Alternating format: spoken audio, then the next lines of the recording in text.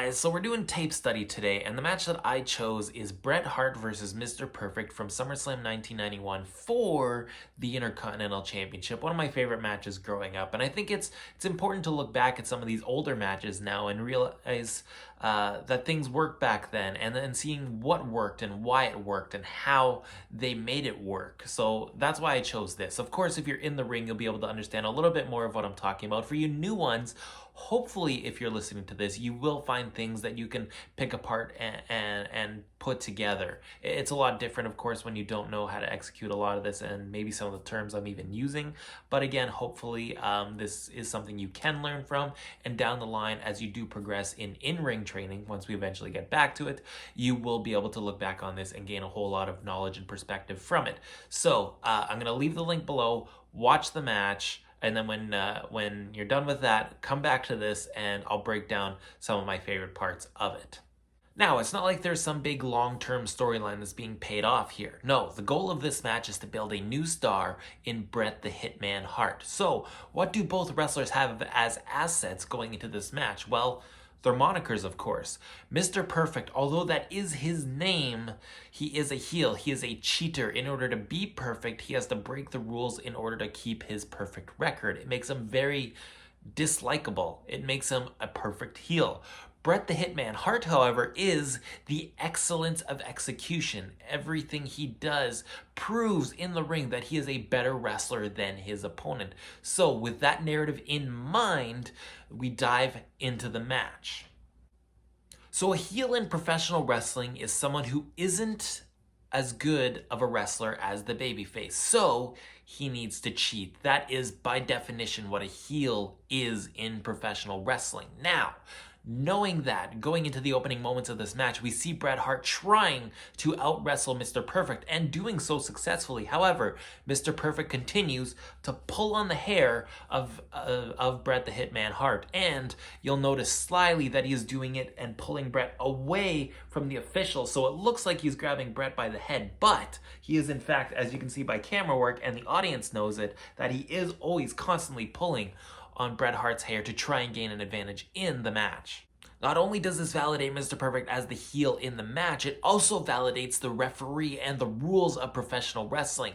Earl Hebner does spot some hair pulling, and when he does, he admonishes Mr. Perfect, he initiates his counts, and he validates that there are rules to this professional wrestling match. It creates consequences to the cheating, and thus the audience will want to point it out when Mr. Perfect is trying to outsmart the referee. It makes the crowd angry. It adds emotion and drama to some very simple little things in this matchup. Now, after Mr. Perfect has pulled Bret's hair approximately 3 times, Bret actually returns the favor to regain control in a situation. It is for a split second. Does this make Bret Hart a heel now in this match? No, it's forgivable. It's babyface retribution. The referee admonishes him for it, and Bret adheres to the rules of professional wrestling. It does not make him a bad guy. It's just him getting back at the heel, a taste of his own medicine, if you will. So you'll notice the Hitman's offense in this match as well. Crucifix pins, headlock takedowns, sunset flips. Perfect's offense, it's slow, methodical kicks and knees to the midsection. Bret's offense is much flashier and proves that he is the better wrestler. Mr. Perfect is showing that he has no redeemable qualities as a heel. He becomes very unlikable. He's smug, his offense is boring and uninteresting. He has to keep pulling the hair to gain any advantage, and it continues to backfire because Bret Hart is the better wrestler. It's the art of being a great heel on full display in this match. Take notes. So 3 minutes into the match, and we're teasing the sharpshooter. Is he locking it in and forcing Perfect to get to the ropes? No. The audience knows what the sharpshooter is. They know what the setup is. You can hear the noise in the arena. They are clamoring for it. They're begging for it. But Bret Hart and Mr. Perfect are going to continue to build the anticipation. Would Bret Hart guarantee himself a victory in 3 minutes over the Intercontinental Champion with his finishing move? Probably not. A bad idea. But to tease it, to show the audience that Bret wants it, that this is how the match could end, it makes him want it that much more. So instead, Bret gives him a stomp to the midsection, and they carry on with the rest of the match. Finally, we see Mr. Perfect hit a body slam, his flashiest move up till this point in the match. And what happens? Bret Hart gets right back up and returns the favor. You'll notice the way they sell as well. Bret Hart is tough. He can handle a body slam. He took it, he registered it, he popped right back up, returned the favor. Mr. Perfect is rolling around and crying about it. Again, unredeemable qualities for a heel, makes him unlikable. It immediately forces you to cheer for Bret Hart if you're a new viewer and booing Mr. Perfect. So Mr. Perfect up to this point has been outmatched in every single way. Even his shortcuts aren't working. So what does he do like a good heel? He decides he's going to get out of there and just take the loss but keep his title. Of course, this never works in professional wrestling, so Bret Hart chases him back up the aisle, rips his gear, throws him back in the ring. That fire, that pacing continues to build tension in the match. You as the viewer feel the urgency that Bret Hart has Mr. Perfect exactly where he wants him, and you can really sense that a title change is coming and that the end of the match is near. It's excitement, it's drama, it's tension that is building as we continue to build this match towards a climactic finish. So a match has a three-part structure. We have our shine, which is we're building up our babyface. We're validating that our babyface is the better wrestler, the more exciting wrestler. And then we have the cutoff, and that's what happens right here. They tie up, they get into a corner, and after all the hair pulling and the drama, and there's no way that either of these guys are going to let go, they've built up to this emotional point in the match. Earl Hebner has to step in and break up the tie-up in the corner himself. And when he does that, this is the perfect opportunity for Mr. Perfect to take a cheap shot at Bret Hart and gain the advantage. Mr. Perfect had to cheat to gain that advantage, and he didn't do it in front of the referee, he did it behind the back of him. Perfect. Maybe that's why they call him Mr. Perfect. You'll even notice a conversation that Earl Hebner has with Mr. Perfect in the ring, asking if he punched him, because Bret Hart is selling his face. Mr. Perfect clearly states that he shoved him. You can see the hand language. The entire arena of people, the 20,000 or so there, understand what is going on, and they hate Mr. Perfect for it. Again, this lends credibility to the referee and the fact that there are rules in professional wrestling. If there are no rules, if the referee lets the heel get away with all this stuff right in front of him, then you can't dislike Mr. Perfect. There's no reason to hate him because, there's no rules to break. By enforcing these rules and allowing Mr. Perfect to break them behind the referee's back, it creates a heel. It allows you to boo him. It gives you a reason to boo him. It just is the way that heel wrestling should be done.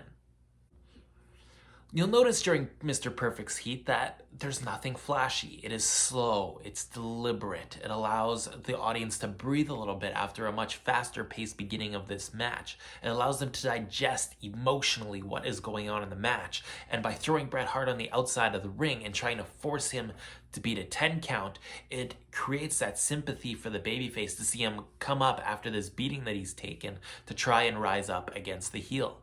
Now, in the beginning of the match, we saw Bret Hart dish out a lot of punishment to Mr. Perfect. But after Bret Hart beats this 10 count, Mr. Perfect, and this was rare in the WWF in 1991, slingshots him off the apron into a guardrail. Very damaging. And you can sense that the odds are now evened and possibly even in the favor of Mr. Perfect. We really feel like our babyface is in peril, like he's in some very big trouble finally. So Bret Hart makes his way back into the ring and you see Mr. Perfect try a strike, and Bret Hart shows some tenacity. He fights back. This is actually called, and most of you who have had matches will know this is called a hope spot, where we give hope to the babyface that it will overcome this onslaught from the heel and make a comeback. But the difference between a hope spot and the comeback portion of the match is that hope spots get cut off by the heel, and we see just that after we get another flash pin tease, and there were a series in the beginning of this match. It's like they're convincing the audience that a flash pin could very well be the ending and how we're going to see a new champion tonight. After that, Mr. Perfect gets another cheap shot in on Bret, and Mr. Perfect is back up in charge of the match. And then we see the tension rising once again. Mr. Perfect is back in charge. He's delivering more offense. He is dealing out more punishment. We see his patented net breaker that he does. He's whipping Bret Hart hard into turnbuckles. We really feel like our babyface is in some big trouble. So we see both men rise up to the top rope at one point in this match and have a strike exchange. Now, the rules I said earlier of a babyface being the better wrestler, better than the heel, Bret Hart should win this exchange, right? Not necessarily, and I think what they were trying to convey in this sequence is that Bret Hart has taken more punishment than Mr. Perfect. He can no longer compete with Mr. Perfect. He is no longer able to go strike for strike with him. Mr. Perfect bests him in this exchange and knocks Bret Hart back into the ring. Now, I was also explaining match structure, and would I call this a hope spot? I mean, the argument could be made. I don't think so, and I think that this was just some babyface fire, as it's explained. He is showing that he has a dog left in the fight, if you will. If he were to just climb up to the top rope and take strikes from Mr. Perfect, there would be no sense of drama in this moment. I feel like the audience would be deflated a little bit. They got a little bit more anticipation from the audience in this moment by Bret just showing some simple fire with a couple of strikes. I wouldn't have called it a hope spot, but the argument, again, could be made that it is in fact one. By showing that fire, by delivering those strikes, it shows the audience that he's still in it. It continues to rise the tension in the match, that our hero is not dead yet. However, by losing the strike battle, it shows that the end could be near for our hero in this match. And of course, this is one of my favorite moments of the match. They have spent the match training the audience that a flash pin could potentially be the finish of this match. So, Mr. Perfect locks in a sleeper hold. Bret Hart gets the crowd behind him, fights back up, breaks the sleeper hold, goes for a flash pin because this could be the finish, guys. No, instead Mr. Perfect has it scouted. He's in full control. He's dished out more punishment on Bret Hart. He catches him in this flash pin attempt and drops him. And the audience fully believes that a simple move like this could very well be the end of the match. It wasn't a big dramatic maneuver. It wasn't even one of Mr. Perfect's signature maneuvers. It was just a simple, somewhat Samoan drop, if I remember right. This is a great false finish. By training the audience to believe that the flash pins were going to be the actual ending result, and after this looking like it could have been Bret's potential comeback, they cut it off with a simple move. It wasn't his finishing move, and as I said, it wasn't his signature move, but it was just something effective and took the audience by surprise, and when Bret Hart actually kicks out of this potential finish, they explode. The noise turns way up in support of the hero. So the tension is there. Bret Hart is showing some fire, and it looks like it's over at this point. Mr. Perfect hits the perfect plex. It's a fisherman suplex with the leg hooked. This is his finishing move. It has been cemented as his finisher. Nobody has kicked out of the perfect plex, and yet somehow Bret Hart does, and the roof comes off of the place at this point. They had almost lost hope that the protagonist was going to lose. They were convinced that the antagonist was going to win, but instead, miraculously, the match continues, and there's still a chance of that title change. The fans are chomping at the bit for this. And this is another important part of the match. Take notice of the time that Mr. Perfect wastes after Bret Hart kicks out. Yes, he did kick out of the finish by half a second, but he's still protecting the finishing move. I'll explain. Mr. Perfect argues and threatens the official. He's giving Bret Hart the chance to recover from this attack. If he were to go straight to Bret Hart and Bret were to counter, it would really lessen the effect of the perfect plex in the future because you knew Bret Hart kicked out of it at that one point and was able to come back right away. By buying time, by giving Bret Hart time to register how much that move actually affected him, by how much it took out of him, it still continues to validate Mr. Perfect's finisher move and gives hope that it still could finish off people in the future rather than negating all that hard work he spent so much time building up that move. So he lets Bret lay there and sell it for an extended period of time. And here comes the comeback portion of the match. Bret Hart has taken everything from Mr. Perfect. He's been allowed time by Mr. Perfect now to recover a little bit. We see strikes. And then we see all of Bret Hart's signature moves dished out back to back to back. Mr. Perfect continuing to kick out of them. We see the atomic drops. We see the backbreaker. We see the middle rope elbow drop. What we're seeing here is a building of anticipation. You know, Bret Hart is delivering a Rolodex of his moves, getting to the certain point where there's only one move left. The very move that they teased in the opening minutes of the match, and they registered that the audience did in fact want to see it. And by paying it off, by delivering all these signature moves and knowing that there is only one left in his repertoire, the fans can feel it coming. They're building the anticipation. They're building that noise the fans are calling for. a sharpshooter. Now they turn up the drama just a little bit more. Bret Hart goes for the sharpshooter. However, manager up on the apron spot. Beautiful. Bret Hart gives him a shot, a nice little pop there, and Bret Hart actually gets hit with a low blow by Mr. Perfect, and you feel that Mr. Perfect is going to weasel away with the title. This is still during the comeback portion of the match. It's okay to have that little moment. Now, after that, Mr. Perfect delivers two more that are arguable as to whether or not they're low blows.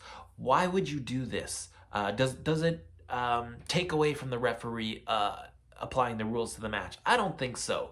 At this point, Mr. Perfect doesn't care if he's disqualified because he keeps his title anyways. He's really in a whole lot of trouble. He's resorting to low blows, but again, by making him arguable that he could kick his inner thigh or his midsection, the debate could be made. But he's really out of options here. He's tried his finisher, it didn't work. He's cowardly taking all these shortcuts. And of course, it has all backfired in the end. Bret Hart locks in the sharpshooter. Mr. Perfect taps immediately. The match is over. We've crowned a new champion. We've built up this new star by really taking it to Mr. Perfect and as well as taking a good beating in the meantime. Bret Hart is your new Intercontinental Champion. And of course, we know where his career continues to go after that. I think this is a perfect match to watch if you're learning how to be a heel, if you're learning how to sell as a heel, if you're learning how to sell as a babyface. I think it's great. I think it's great that Bret Hart shows so much fire throughout this. He doesn't give up. Again, selling with after taking a finisher and how to protect it, even though someone kicked out of it. There's a lot of really great lessons from this. So I hope you guys enjoyed the match. It's an old one. It's one of my favorites as a kid growing up. I hope you learned a lot from this match, and I would love to discuss more if you guys have questions about it. And of course, I want to do more matches like this. So if you guys have matches that you would like me to watch and break down like this and have discussions about, please feel free to drop them. Again, just to continue the conversation and continue learning. That's what we want to do here, is just to create a learning environment and a group environment where we can encourage each other and challenge each other in different ways. So, hope you liked it. And again, there'll be more of this in the future. Thank you guys so much.